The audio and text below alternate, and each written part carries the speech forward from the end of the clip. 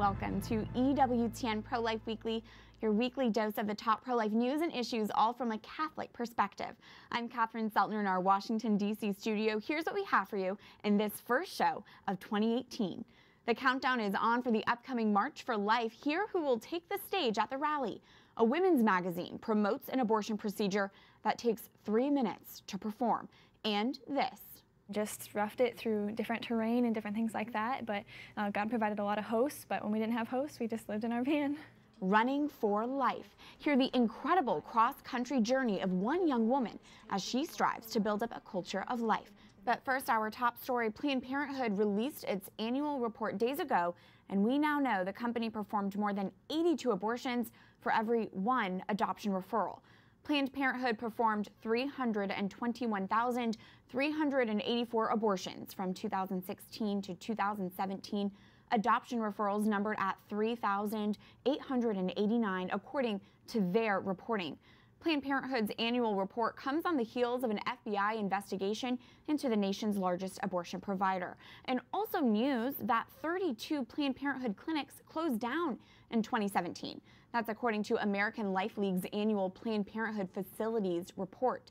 To delve more into all of this, we're joined by someone who knows the ins and outs of Planned Parenthood's business well. Abby Johnson is a former Planned Parenthood clinic director, but now a Catholic convert and pro-life advocate. Abby is the founder of And Then There Were None, a group that seeks to end abortion from the inside out. She joins us as she's traveling around Austin, Texas, doing her pro-life work. Abby, thanks for being with us. Thank you so much for having me. First off, Planned Parenthood's annual report for 2016 to 2017 was just released days ago. Why is this information so important to the pro-life movement? Well, I think it's important for us as we're talking to people about Planned Parenthood, as we're sort of brushing up on our apologetics regarding Planned Parenthood, that we know the exact services that they're providing. So we continue to see,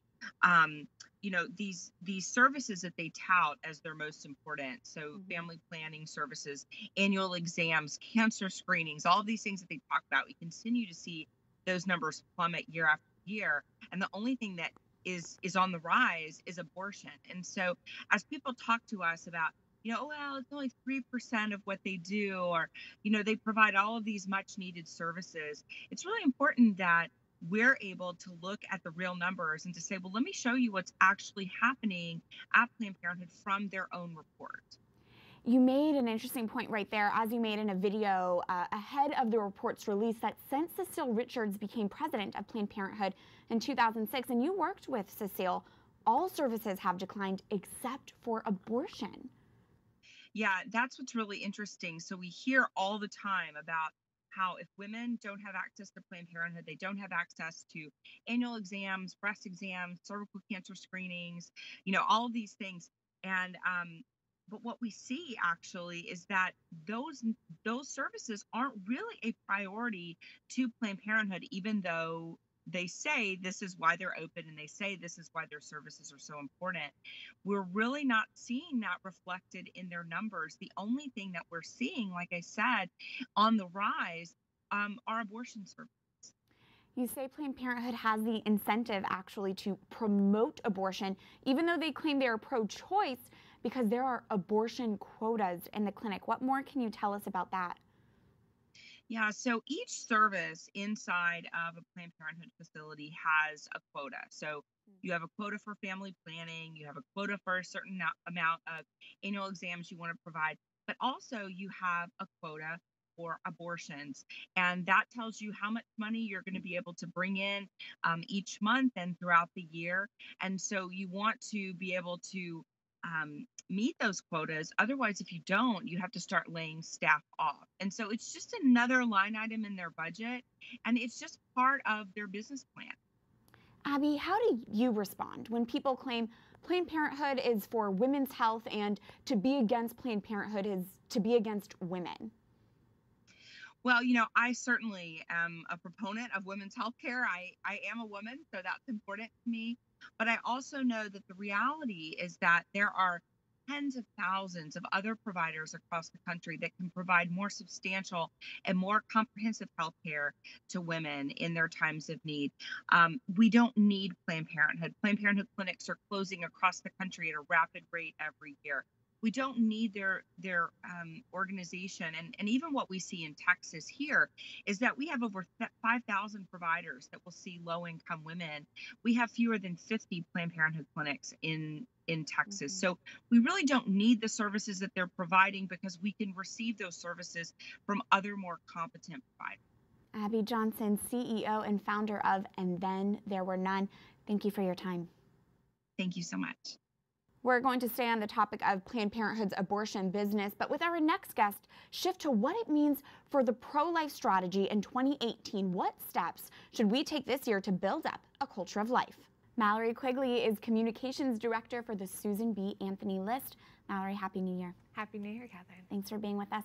What did you make of what Abby just had to say and of Planned Parenthood's newly released report? Sure. Well, Abby's completely right that women don't need Planned Parenthood and that they really cannot claim this mantle of women's healthcare provider when their cancer screening and prevention services have declined very steadily over the last several years. Even their contraception services are declining. The only thing that's really not going down in large numbers is abortion. That is clearly their bread and butter. They are a profit-driven, abortion-centered business, and it is about time that we defund them. I mean, the new report shows that women are, in fact, actually turning away. The clinics are closing. Their overall services are dropping. They do 30% of this nation's market share of abortions. It's really what they're all about, and there's no getting around that. It's the start of a new year. How much of a priority is defunding Planned Parenthood? Well, it's certainly a top priority for the pro-life movement and for the president. We know Congress is trying to do their part, but it is going to be difficult to do this legislatively given the vote count that we have now, particularly in the Senate. So there are certain things that the Trump administration can do, and in fact, the ball's already begun rolling for them to limit Planned Parenthood's funding administratively. For example, Governor McMaster from South Carolina, he has requested new guidelines from the Trump administration about their Medicaid funding for Planned Parenthood. Medicaid is Planned Parenthood's largest source of taxpayer dollars. It's $400 million a year. And so these new guidelines, if the Trump administration would announce them, I think that it's likely that they will, would mean that the states now have the ability to defund Planned Parenthood through Medicaid. They already have this ability through Title X funding, but Medicaid is really the largest source of funding. And make a big impact. One piece of legislation we've been following closely at the end of last year is the spending bill and keeping the pro-life provisions in. What's the status there? That's right. So yes, in the end of December, they passed a spending bill that gets us through to January 19th. That is the new deadline, so we need everyone to stay engaged as Congress is working on a new deal now for a spending bill that will take us through to the end of the year. And although they're a little bit slow getting off the ground this week, you know, after the holiday, we've already been reiterating our pro-life message to every Hill office to say that you cannot pass an appropriations bill that includes a bailout for the Affordable Care Act without the Hyde protections. So we need everyone to stay engaged at least through January 19th on this particular battle. What else do you have your eyes on as we begin this new year? Well, certainly a huge priority for Susan B. Anthony List and the pro-life movement and President Trump is passing that pain-capable bill, the Pain-Capable Unborn Child Protection Act, to stop late-term abortions after 5 months. And so we had a successful House vote last year, and now we need the Senate to take the next step. So we're expecting a vote on that early in the new year. A lot of goals and a lot of hope right now as we begin this new year. Mallory, stick with us for this next story right now. We now know the confirmed speakers for the upcoming 45th annual March for Life. Speakers taking the stage at the noon rally on DC's National Mall will include Pam Tebow, the mother of NFL and MLB superstar Tim Tebow, Matt Burke, a former NFL player, U.S. Representative Chris Smith, a Republican from New Jersey, and U.S. Representative Dan Lipinski, a Democrat from Illinois. Another confirmed speaker includes Sister of Life's own Sister Bethany Madonna. The March for Life is on Friday, January 19th, and you can watch EWTN for complete coverage. Mallory, the March for Life is such a big deal for the pro-life movement. It's a big day.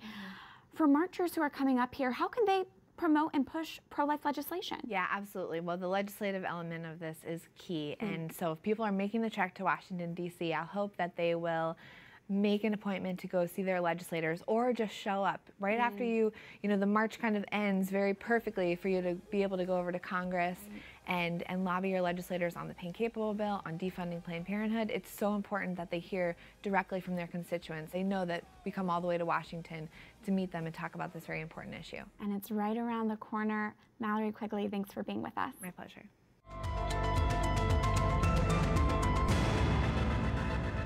Pro-lifers, here's an important update from Washington. Congress is debating a spending bill with funding to bail out the Affordable Care Act, or Obamacare. But it is not protected by the Hyde Amendment. The Hyde Amendment, enacted in 1976 and passed every year since, is an important pro-life protection. According to research from the pro-life Charlotte Lozier Institute, the Hyde Amendment has saved over 2 million lives. The new deadline for the government funding shutdown is January 19th, the same day as the March for Life in Washington, D.C. We need to tell Congress we oppose any spending bill that uses funds to cover abortion. We need to raise our voice and say we do not want our taxpayer dollars going to fund abortion or towards insurance coverage that includes abortion. Here's this week's call to action. Grab your phone or laptop and type in this website, prolifeweekly.com. Once again, that is prolifeweekly.com. At this website, you can tell Congress not to pass any Obamacare bailout package that does not include pro-life Hyde protections. The Hyde Amendment represents our conscience as a taxpayer, and it saves lives. Any member who votes for a spending bill with a cost-sharing reduction bailout for Obamacare that is not covered by the Hyde Amendment would be voting to use taxpayer dollars for insurance that includes abortion. One thing should be clear. A pro-life Congress cannot open the doors to more taxpayer funding of abortion.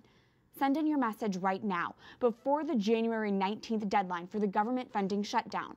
Go to prolifeweekly.com and tell Congress not to pass any Obamacare bailout package that does not include pro-life Hyde protections. Once again, that is prolifeweekly.com. Turning now to more pro-life news, a Catholic law firm, the Thomas More Society, will appeal a court's decision allowing Illinois to spend taxpayer dollars on abortion. An Illinois judge last week dismissed a lawsuit opposing a new state law that expands abortion coverage. House Bill 40 allows taxpayer dollars to fund free abortions for individuals with Medicaid coverage and for state employees with health insurance. Throughout 9 months of pregnancy, there's no limit on the number of abortions covered by Medicaid and no limit on the amount of money spent on abortions. Governor Bruce Rauner signed the bill into law last year after he promised to stay neutral on social issues. The Thomas More Society calls the law a violation of the Illinois Constitution. In Nebraska, Planned Parenthood of the Heartland unveils a My Body, My Choice specialty license plate. The group submitted their application to the Department of Motor Vehicles to counter the state's Choose Life license plate. The pro-life plate was commissioned and approved last year. It's been nearly 3 months now since the Trump administration granted broad exemptions to the HHS contraceptive mandate, and ever since, Planned Parenthood has been deceitfully attacking the move. One of Planned Parenthood's repeated talking points is that a reported 58% of all women who use the birth control pill rely on it, at least in part, for something other than pregnancy prevention. You may have heard this yourself. Perhaps a doctor has told you the only way to treat your endometriosis or polycystic ovarian syndrome or another condition is with the pill. But we recently spoke with a doctor who tells us about another solution, one that does not include putting hormones or devices into a woman's body, destroying fertility, or violating one's conscience. Take a look. Dr. Lorna Kovitch is a Catholic and pro-life practicing obstetrics and gynecology doctor and NaPro technology medical consultant at Tepeyac OBGYN, the largest fully pro-life OBGYN in the U.S. Thanks for being here. Thank you. Many women claim that they need birth control not to prevent pregnancy, but to treat things like endometriosis, for example. Is that true? Is birth control the solution for that? No, sadly, it's actually the opposite. Certainly birth control pills rarely have their place, but for the most part, they actually prevent the practitioner from getting down to actually making a specific diagnosis and a specific treatment. So one prime example is endometriosis. The average time from when a woman first goes to the doctor with bad pain to the time she gets diagnosed is 7 years. And so part of that is because it works as a pretty good Band-Aid. So you can quickly, easily get somebody out of your office, their pain is addressed, but their real problem is never addressed. Same thing with bleeding issues. You know, it's very typically given to teenagers who are having bleeding problems. And if you actually asked some of the authoritative reproductive endocrinologists, they'll tell you, well, no, if you put them on the pill at that point, you actually inhibit or impede their pituitary gland and their ovaries from learning how to work together. So it really rarely has a place. Why is there so much misinformation on this, and how do you respond to that with birth control being so widely prescribed as a pro-life doctor yourself? Well, I think the only way to respond is just show that you can practice without it.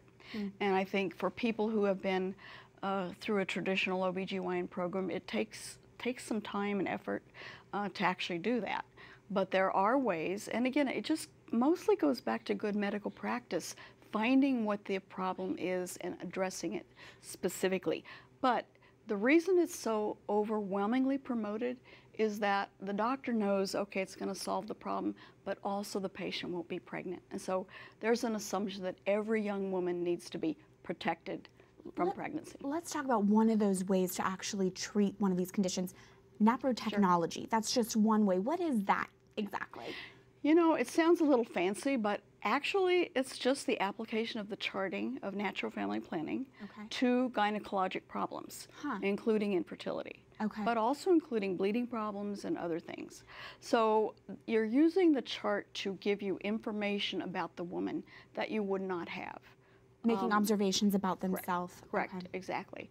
And then beyond that, you also strive, again, you do things to treat the disease as opposed to, well, let's just say IVF. You don't really have to worry too much about why the couple is infertile. You just take them through IVF and get a baby, get a pregnancy.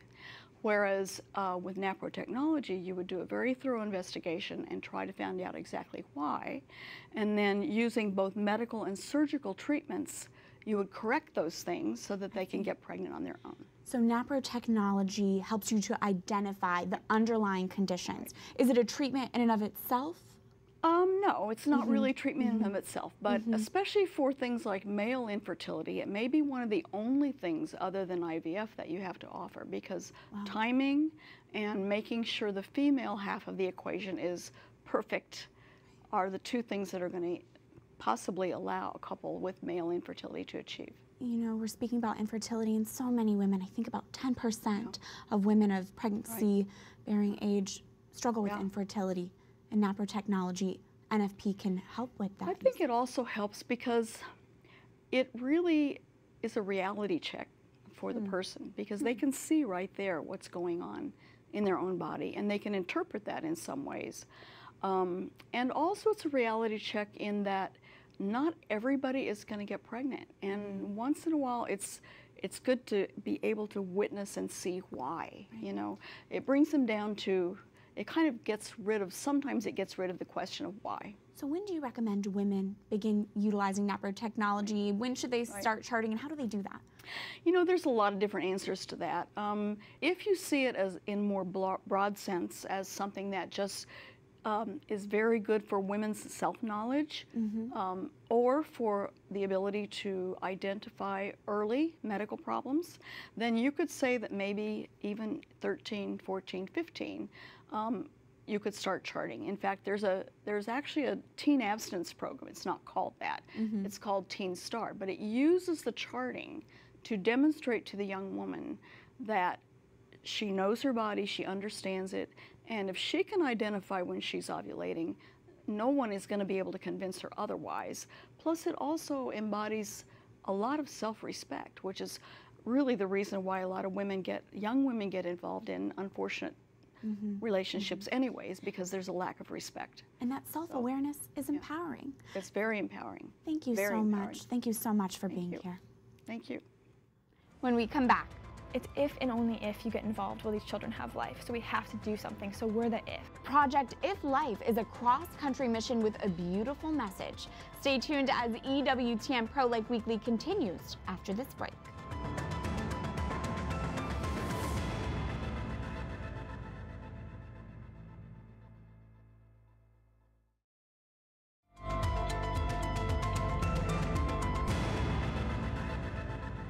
Welcome back to EWTN Pro-Life Weekly. I'm Kathryn Feltner. In a culture that prioritizes speed and convenience, we have in the United States fast food, fast dating apps, and now fast abortions. Glamour magazine, a so-called women's magazine, ran this article just a few days ago. There's a device called the Soft Touch that can perform an abortion in just 3 minutes. That's right, 3 minutes. The writer says the relatively new device involves either electrically or manually sucking out an embryo. The article praises the Soft Touch for fitting into the palm of a doctor's hand, highlighting how it doesn't require an electric suction machine and how the woman can now get an entire abortion procedure done in her lunch hour and go right back to work. The Soft Touch completes an abortion anywhere from 1 to 3 minutes, depending on the stage of a woman's pregnancy. It's currently only available from one New York City provider and not covered by insurance. Getting an abortion is not as inconsequential as taking a lunch break or grabbing a coffee. An abortion kills an unborn child. It robs the world of a unique life we've never had before. It hurts women. It hurts men. Getting an abortion has consequences, and abortion advocates can remarket and advertise and promote abortion in new ways, such as this instance, and selling it as a 3 minutes or less procedure, but the result is the same. A child is killed. Glamour magazine barely included any concerns in their article praising this abortion device, which further reveals the publication's agenda. But I'd encourage women to remember the trite saying that just because something is quick and easy, it doesn't make it right. And the consequences of abortion far outlast the 3 minutes this procedure takes. Remember, there is always something you can do to counter today's culture of death. Take action by going to ProLifeWeekly.com. Tell Congress not to pass any Obamacare bailout package that does not include pro-life high protections. Every single person has a skill, a gift, a talent. What if we used our gifts to build up a culture of life? And if, and only if, we do something, will our culture change and abortion end? It's a mission one young woman took to heart and to the road.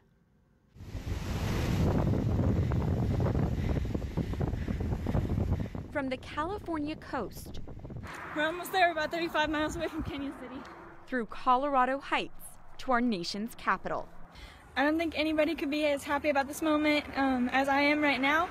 Kansas City native Anna Hudesky ran and biked nearly 3,000 miles across the United States last year. The intense course, all to activate people into the pro-life movement. Running gave us a platform, and with the running and biking portion, it allowed me to be able to show people my dedication to the movement. I'm willing to spend over a year of my life running and exerting a lot physically and biking and for the same reason, to tell people this is important to me. Hudesky joined me in the EWTN DC studio in October after completing her trip. She shares how the running idea came to her in prayer. I had such a strong pro-life burden since I was a little girl, and as I was training for a half marathon, I was asking God and just saying, basically, you can't leave me with this burden without being able to do anything about it. And at the end of one of my training runs, I just kept praying, and God laid it on my heart, run across America for the pro-life movement. So once I graduated college, I started. Motivated by the pro-life cause and her Christian faith, Hudesky launched Project If Life in July of 2016. It's if and only if you get involved will these children have life. So we have to do something. So we're the if. It's if we get involved, they'll be able to see life. Project If Life aims to match each person's unique skill set to the needs of the pro-life movement, whether it's help with cleaning, counseling, or volunteering time at a pregnancy center. Hudesky says there's a way everyone can be involved.